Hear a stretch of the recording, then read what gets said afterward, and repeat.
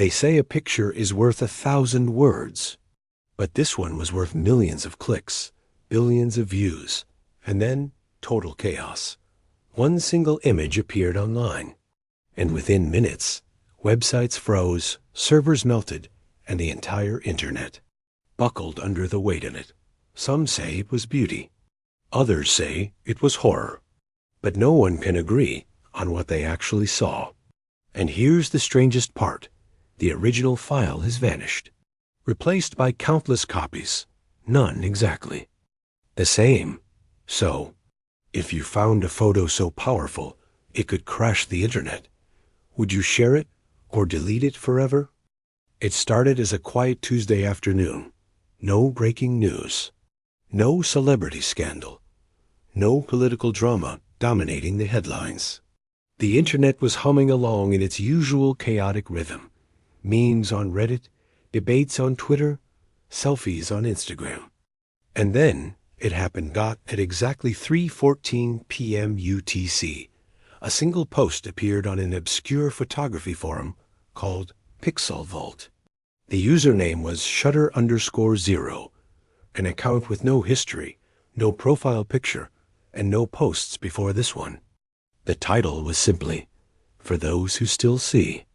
Inside the thread, there was just one attachment, a 4.8 megabytes JPEG titled lastlight.jpg. No caption, no explanation, just the photo dot at first. Only a handful of members opened it. One user wrote, "This is the most beautiful thing I've ever seen." Another replied, "What am I even looking at? My hands are shaking." Then someone else commented, "Guys, am I the only one hearing something?" Within minutes, the link was shared on Twitter, Discord, and a private Telegram group for digital artists. By 3:27 p.m., over 12,000 people had downloaded lastlight.jpg. And that's when the first websites started crashing. The first glitch large. Social platforms began reporting unusual server strain, not from sheer traffic, but from data corruption. Files began to fail mid-transfer, timelines froze, and images refused to load. By 3:33 p.m., a Reddit admin posted a warning on our technology. Do not open the file. We're still trying to figure out what it is. But by then, it was already too late. Major sites slowed to a crawl. Internet exchange points in London, Frankfurt, and New York reported irregular traffic signatures coming from users who had viewed the image. Some private servers went into auto lockdown as if they had detected a cyber attack, but this wasn't malware. Cybersecurity experts later confirmed the file contained no executable code, no hidden scripts. It was just a photo dot. So, why was it breaking the internet? The people who saw it accounts from early viewers varied wildly. Some described it as a perfect sunset that felt like it was painted in real time. Others swore they saw faces in the clouds, ones they recognized from their own past. A London-based tech blogger claimed, "I saw my late father smiling at me in the reflection of the water. I haven't cried like that in years." Others weren't so enchanted. A graphic designer in Argentina posted, "I think I'm going to be sick. The longer I looked, the more it changed. I can't even explain it."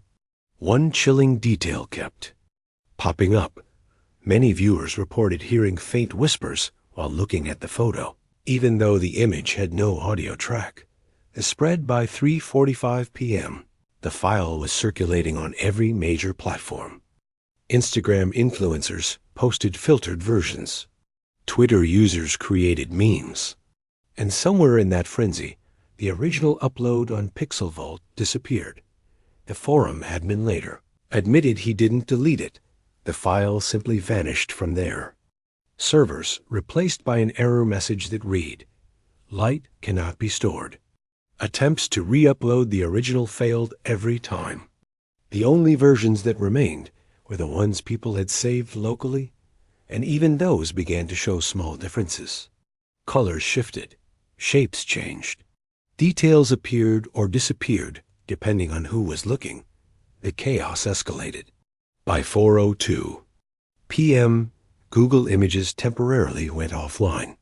Major content delivery networks reported unprecedented simultaneous requests for the same file hash. Tech reporters were calling it the photo event. And somewhere out there, Shutter_0, the person who had started it all, remained silent. But what nobody knew yet was that this was only the beginning. Because the real mystery wasn't what the photo showed, but where it came from.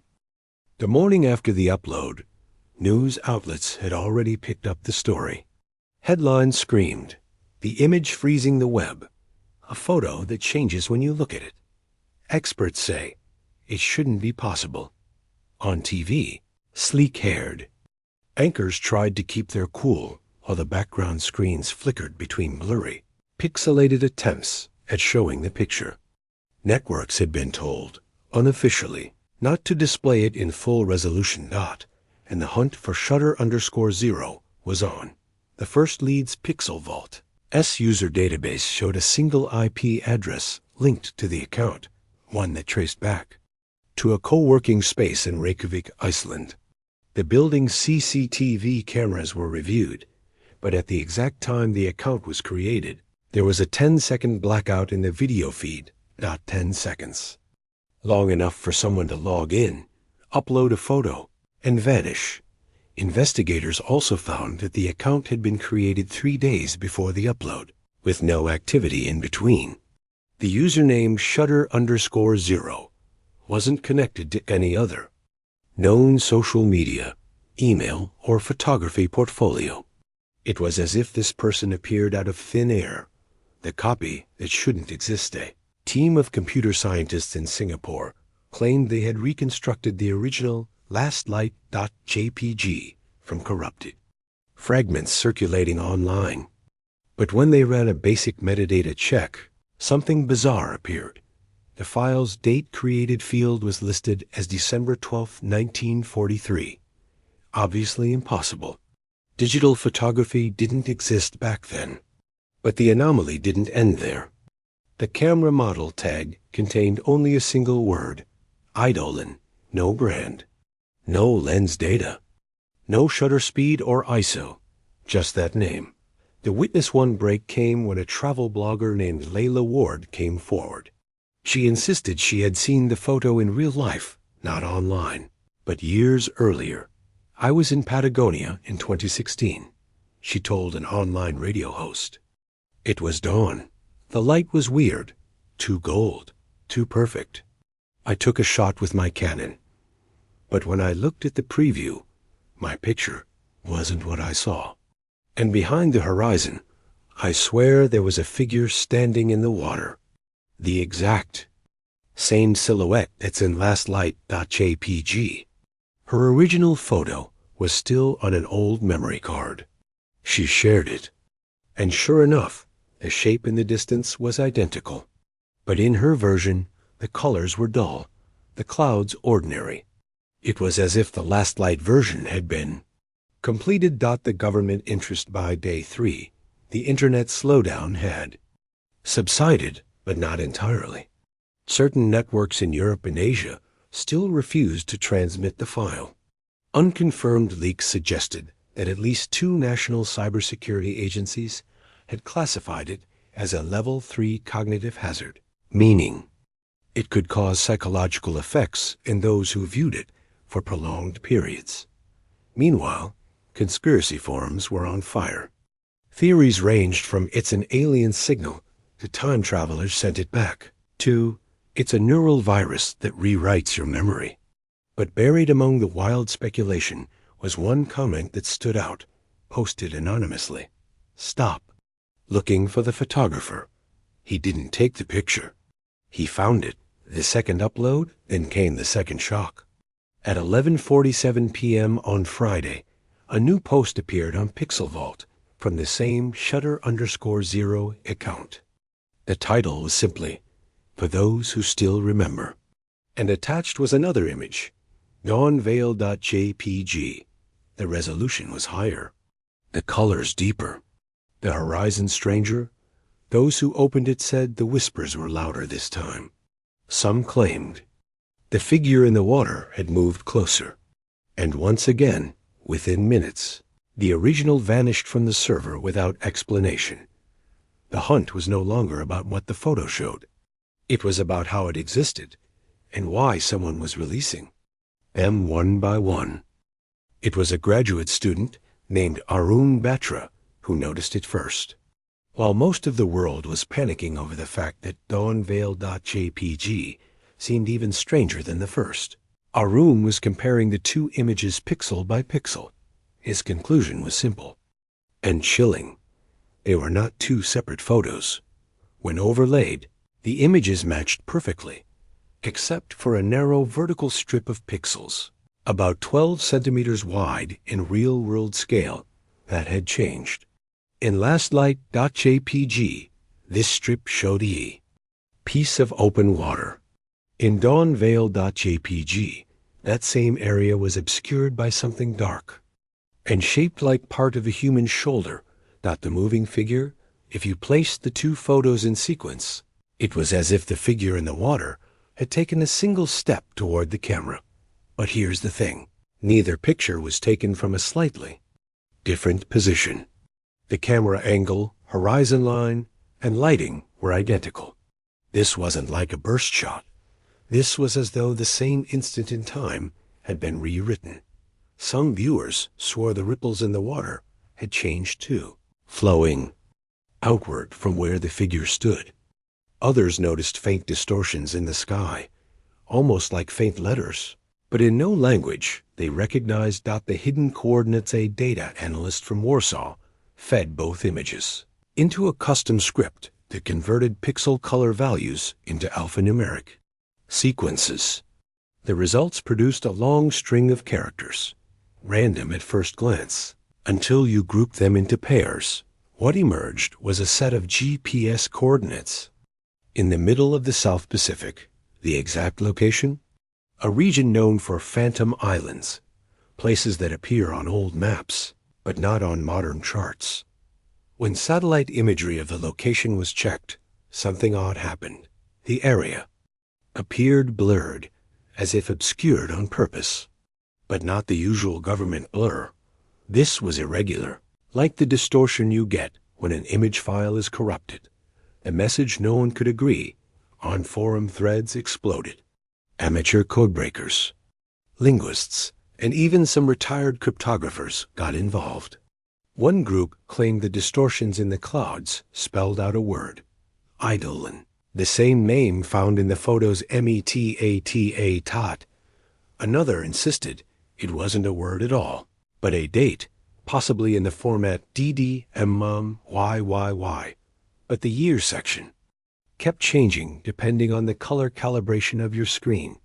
This led to one terrifying theory. Maybe the image wasn't a static file at all. Maybe it was changing based on who looked at it. The archive a week later, someone on an encrypted messaging channel posted what they called the archive. It contained dozens of low-res thumbnails, all clearly from the same scene as Last Light and Dawnveil, but with the figure in progressively closer positions. The final image in the set was almost unviewable, overexposed, colors bleeding, the figure now occupying most of the frame. No face was visible, just a mass of light and shadow shaped roughly like a person. And there was one more detail. In the lower right-hand corner, barely visible, we're almost here. The question now wasn't just who Shutter_0 was. It was whether they were warning us or counting down to something. The GPS coordinates extracted from dawnveil.jpg pointed to an unremarkable patch of ocean, at least according to every modern map. But older maritime charts, the kind still drawn by hand, marked the location with a faint outline and a name scratched in near illegible script, Orpheus K. It was officially listed as non-existent after a British survey in 1952 found nothing but open water. And yet, 3 different historical accounts claimed the island had appeared and disappeared multiple times over the past 2 centuries. No one had tried to find it in decades. Until now, the Crew A group of independent explorers, most of them digital sleuths who'd met through the forum dissecting the images, pooled their resources to rent a research vessel. Among them were Arun, Batra, the graduate student who'd noticed the shifting pixels, and Dr. Miriam Kao, a cryptographer who swore the letters in the clouds formed a warning. They brought satellite phones, drones, and every imaging device they could fit on the boat. The plan was simple. Head for the coordinates, scan for anomalies, and prove once and for all whether Orpheus K existed. The first omission on the 3rd day at sea, the ship's GPS began to glitch, not a loss of signal, something stranger. Every hour, the coordinates would shift by a few hundred meters, as if the island was moving. When they tried to cross-check with star navigation, the positions didn't match. And whenever they took photographs of the horizon, the timestamps in the image files would change. Miriam was the first to say it out loud. It's not that the island doesn't exist. It's that it doesn't want to be found. The approach on. The morning of the 4th day, the crew spotted a shape on the horizon, dark, irregular, and too still to be a cloud. They powered toward it, cameras clicking. But as they closed the distance, the island seemed to dissolve into mist, reforming in patches, like a broken digital render. Through binoculars, Arun swore he saw structures, not natural rock formations, but walls. Then the radios died. Not a burst of static, not interference, just nothing. The landing attempt by midday, they were close enough to see a narrow strip of black sand beach. The water around it was unnaturally still. The crew lowered a small dinghy to make the final approach. Arun, Miriam, and 2 others climbed in, cameras still rolling.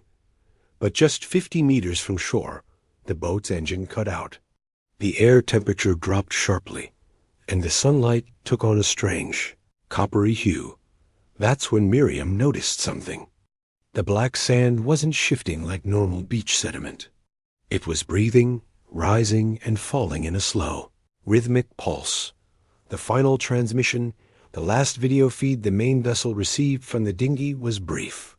It showed Arun pointing toward the tree line, where a figure, impossibly tall, motionless, and half obscured by the haze, stood watching them. The feed cut to black. The dinghy never returned. When the main ship circled the island, it was gone. No beach, no tree line, just open water. Back on shore, the cameras from the main vessel showed something else. In every frame where the dinghy had been, the water was completely undisturbed, as if it had never been there at all.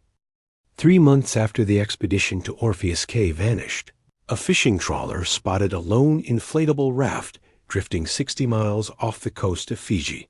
Inside was Miriam Kao. She was dehydrated, sunburned, and barely able to speak, but she was alive. Story she eventually told was one the authorities refused to officially record. The island that watched the Miriam claimed the moment they stepped onto the black sand, she felt observed. Not in the way you notice a hidden camera or a predator, but in the way a dream knows you're there. The sand beneath their feet was warm and strangely soft, like walking on compressed ash. Every step seemed to sink slightly deeper than it should, and with each step, the low rhythmic breathing they'd seen from the boat grew louder. It wasn't an island, she whispered. It was something else, wearing the shape of one. The figure in the trees, the tall figure they'd glimpsed from the dinghy, remained just inside the tree line, unmoving. The air around it shimmered, as though heat was rising from the ground, except the temperature had dropped to the point Miriam could see her breath.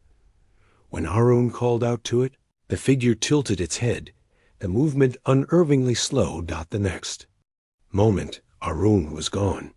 Not snatched, not dragged, simply absent, as if he'd never been there. His footprints in the sand ended abruptly. The sound, then came the noise, a low, harmonic hum, resonating not just through the air, but inside. Miriam's skull. It wasn't random. It was structured, patterned out. She swore it was a language, one not meant for human ears. The others clutched their heads, staggering toward the dinghy, but the boat was no longer where they'd left it. The shoreline closing in the tree line began to advance. Not the trees moving. The island itself was shifting, contracting, pulling them toward its center. One of the crew ran into the water, but the moment he crossed knee depth, he simply disappeared beneath the surface without a splash. Miriam didn't remember getting to the raft. She just remembered waking under a sky she didn't recognize, drifting, the hum still faint in her head. The warning before she was released from the hospital. Miriam handed over a single object to the lead investigator, a waterproof camera she'd kept hidden under her jacket. The last photo it contained wasn't of the island, the figure, or the crew. It was of the open ocean, taken after she'd escaped, and in the water, beneath the surface, an enormous eye was looking straight up at her. The image never made it to the public. The camera was confiscated, and Miriam vanished into what friends called a government program. The coordinates to Orpheus K have since been removed from every online map service. But people still whisper about it on the same forums where dawnvale.jpg first appeared, and every few months a new user posts the same question. Has anyone else heard the hum? Sometimes the most dangerous things in the world don't chase you. They wait. And if the hum Miriam heard was real, it might still be waiting under the waves right now. If you found yourself drifting toward Orpheus K, would you turn back or see what's calling? Drop your answer in the comments, and let's see who would dare.